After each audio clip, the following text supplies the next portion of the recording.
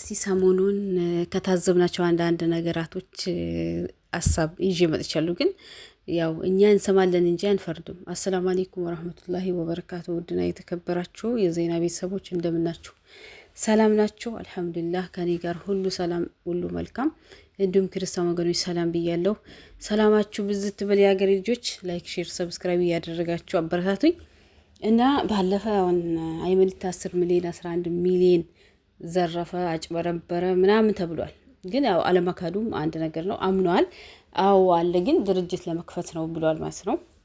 እኛም ፈርድም ለምሳሌ ጥፋተኛው ማን ነው አላህ ነው የሚያውቀው። ግን እንደ እኔ ጥፋት ነው ብዬ ማስበው ሰጪዎች ናቸው ብዬ ነው። ለምን እሱ አለ አምጡ ካላቸው እና ከሰጡ ጥፋቱ እነሱ ጋር ነው። ምክንያቱም እነሱ አምነው ነው አኪድ። ግን ዝም ብሎ ብር አምጡ ላላችሁ ሰው እንዴት ትሰጣላችሁ? የመዳም ቅመሞች እናንተ ነው ሞክሰው። ምክንያቱም እኛ ከዚህ በፊት በጣም ብዙ የሌባ አይነት አይተናል። ለዛ ነው እኔ ምርር ብሎኛል ስለ ሌባ ማለት ነው። ወላሂ ከዚህ በፊት ክፍል 1 ክፍል 2 ብዬ ያቅርብ ያለሁኝ የሌባ ታሪክ እና እኛን እንዴት ለይተው እንደሚያውቁን የመዳም ቅመሞች ብር ይጣፍጣል መሰለኝ ወላሂ አለም።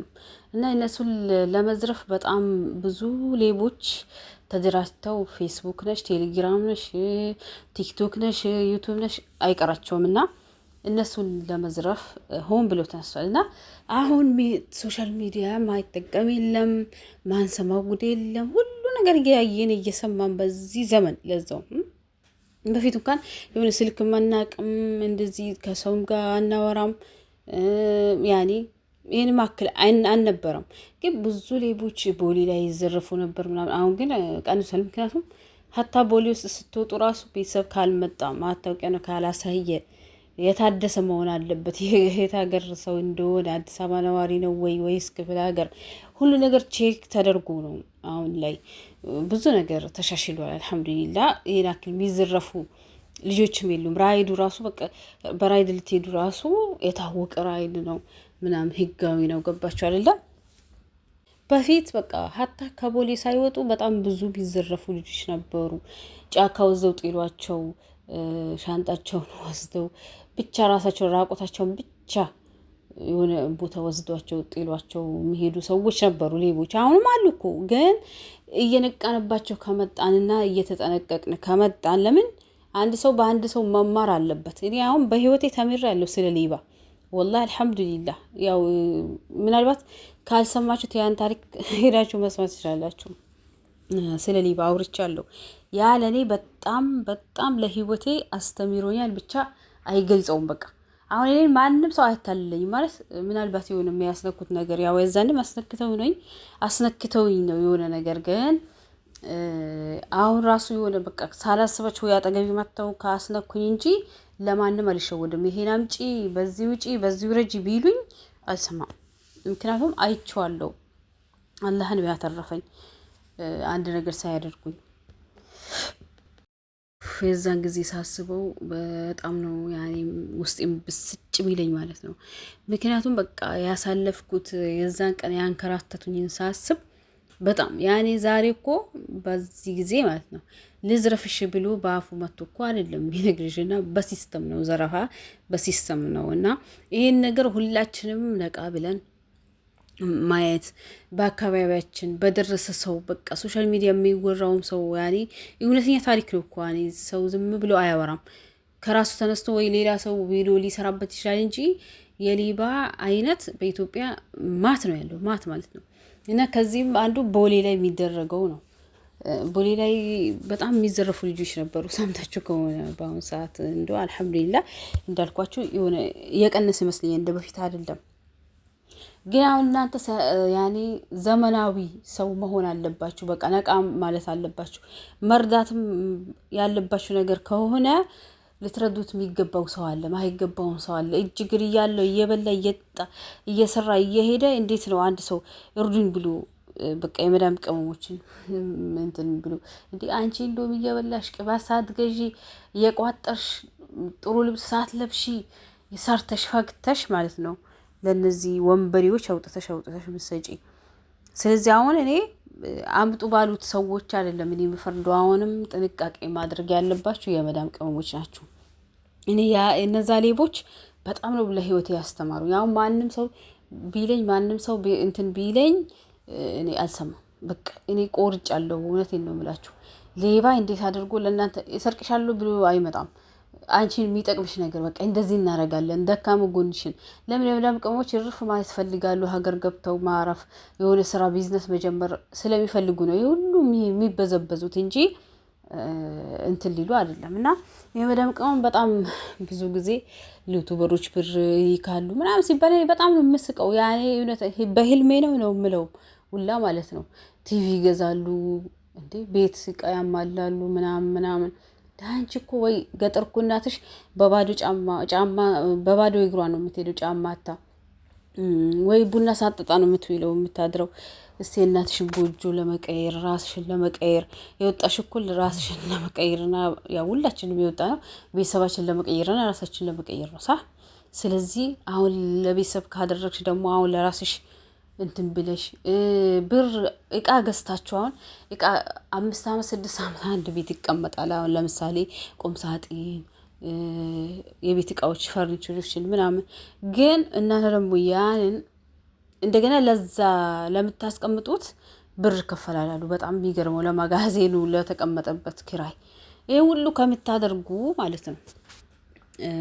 አንደኛ ወርቅ ትገዛላችሁ። ወርቅ ይሄው ወይ 2 ወር 3 ወር እንትን ብትይ ይጨምራል። እዚሁ እያለሽ ትሸጪዋለሽ። ያኔ እኛ ተሸውደን ነው እንጂ እስከዛሬ ማለት ነው። አንድ ሁለተኛ ነገር ደግሞ ብሩን እዚህ ብታስቀምጪው ሪያልም ይሁን ድራህምም ይሁን እየጨመረ ነው የሚሄደው እንጂ እንትን እየቀነሰ አይደለም። በሚገርማችሁ ሁኔታ ማለት ነው። ብር ቶሎ ቶሎ አትላኩ ወደ ኢትዮጵያ፣ አስቀምጡት። እስቲ ለውጥ ታያላችሁ። እኔ በራሴ ቼክ ስላደረኩ ነው። እና ይሄንን አድርጉ። በተረፈ መሬት የተወለዳችሁበት አካባቢ አሁን አዲስ አበባ እንኳን በጣም ከባድ ነው። የተወለዳችሁበት አካባቢ የሆነ ቤት ነገር ያለው መሬት ብትገዙ የዛሬ አመት የዛሬ 2 አመት እጥፍ አድርጎ ነው እንትን የሚልላችሁ እንጂ ይሄንን ፈርኒቸር እቃ እየገዛችሁ ወይ ደግሞ ነው ተደራጁና የሆነ አክሲዮን እንትን እንበል ማድርሹ የሚላችሁን ሰው አትስሙ። እኔ አልሰማም ነው በቃ ለኔ አይበጀኝም ይሄ ነገር። ገባችሁ አይደለ? ነገ ሌላ ጣጣ ነው ይዞብሽ የሚመጣው። በብርሽ በገዛ ላብሽ በሰራሽው እንቅልፈተሽ በሰራሽው እንትን ራስሽ ነው። አሁን ሀታ ፋሲካ አሁን እኔ ለፋሲካ እያወገንኩ አይደለም። ያቺም ልጅ ያለባት ነገር አላህ ነው የሚያውቀው ብያለሁ። ግን እኔ ያሳዘነችኝ እስር ቤት ስለገባች እርጉዝ ሆና በጣም ውስጥ የነካኝ ምንድነው የፋሲካ ነገር እርጉዝ ሆና እስር ቤት መግባቷ። እስር ቤት ደግሞ ሲቃዩ አስቡት እንግዲህ እርጉዝ ሆናችሁ ነፍሰ ጡር ሆናችሁ ያያችሁት ሰዎች በቃ ፈረዱ እናንተ ማለት ነው። ምን ያክል ሲቃይ ሴት ልጅ እስከምትወልድ ድረስ ሀታ ትክክለኛ እንቅልፍ አተኛም። እና ይሄ ሁሉ ተቋቁማ እስር ቤት ገብታ ያተርፋለሁ ብላ ማለት ነው የቁጡን ያወርድ ብላ የባጧን ጣለች ነው። እንደዛ አይነት ነገር ሆነባት። ለምን ይሄን ሁሉ በስነ ስርዓት ቤቷን ቁጭ ብላ ዩቲዩባን እየሰራች ከልጆቿ ጋር እንትን ብትል ይሄ ሁሉ ጣጣ አይመጣባትም ነበር። አጉል ያተርፋለሁ ማለት ይኸው ጣጣውም እንደዚህ ነው። እና አላህ ሐላል ያብላን። እኔ እስር ቤት ስለገባች ነው እንጂ እኔ ለሷ የወግን ካዶል አይደለም። ለምን ያቺም ልጅ ምናልባት የሆነ ነገር የሆነ ችግር አለባት ይሆናል። ወላሂ አለም አናቅምኛ። በመሀላቸው ምን ስምምነት እንዳለ ምን እንደተባባሉ አናቅም። የሚያውቀው አንድ አላህ ብቻ ነው፣ እኛ አልነበርንም። ግን በሆነው ነገር ምንድነው እኔ እስር ቤት ገብታ መውለዷ ከእስር ቤት መንከራተቷ ሴት ልጅ ሆና ምናምን ያ ነው ስቃዩ ሳስበው በራሴ በቃ ወልደሽም አመጣሽም ስላየሽው የሆነ የሚሰማሽ ነገር አለ። ያ ነው እንጂ እኔ በእነሱ በብሩ በመካከላቸው ያለው ነገር ምናምን እንትን ብሎኝ አይደለምና በራሳችሁ ብር ይሄው ሰውንም ጣጣ ውስጥ ስከታላችሁ እናንተም ጣጣ ውስጥ ትገባላችሁ። አሁን እነዛ ልጆች 2 ልጆች ናቸው ኢትዮጵያ የሄዱት የተባለው። እና ይሄንን ጥንቃቄ አድርጉ። ማንም መጥቶ ይሄንን እናድርግ ነይ ለጋራ ቢልሽ ማንንም አትስሚ። ሀታ ሀገርን ብትሄዱ ቀስ በሉ፣ የሆነ ችኩል አትበሉ። በቃ ረጋ በሉ። ያኒ ሀታ ያ ብሩ እኮ አልቆ ሳሙና መግዣ ታጫለሽ፣ ሻምፖ መግዣ ታጫለሽ፣ ቀስ ቅባት መግዣ ታጫለሽ። ቀስ ብለሽ አድምጪ ራስሽን። እስቲ ረጋ ብለሽ ማለት ሀታ ከዚህ ስትሄዱ ማለት ነው። በጣም ብዙ ችግር ነው ያለብን በእኛ ምንም አይረታ ቅርብ ነው ያልሽው ቤተሰብ ራሱ ማለት ነው። ተጠንቀቂ። በቃ ለምን መሰለሽ ብር ሙሲባ ነው።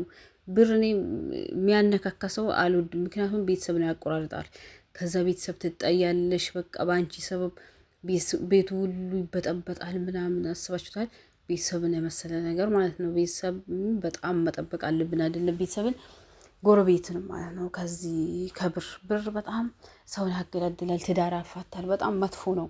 በአግባቡ ከለያዝ ነው ማለት ነው። በራሳችን እጅ ጣጣ ውስጥ ነው የምንገባው እና ሀታ ቤት ያኔ ስትሰሩ ይሁን ምናምን በልካችሁ በቃ በልካችሁ አድርጉ።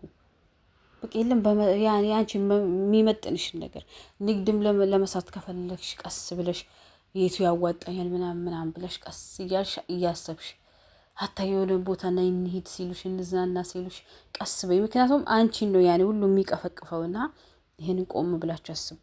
ማንም ለእናንተ የሚያዝን የለም ማለት ነው። ስለዚህ ይህንን የመዳም ቅመሞች በደንብ አጥኑ። ሁሉንም ነገር ሰው ዛሬ ነገ ቅባት ልትገዥበት ራሱ የሚሰጥሽ የለም። ካጣሽ ከሌለሽ የለሽም ነው ማለት ነው። እና ሌባ በተለያየ ሜትድ ነው እየመጣ ያለው።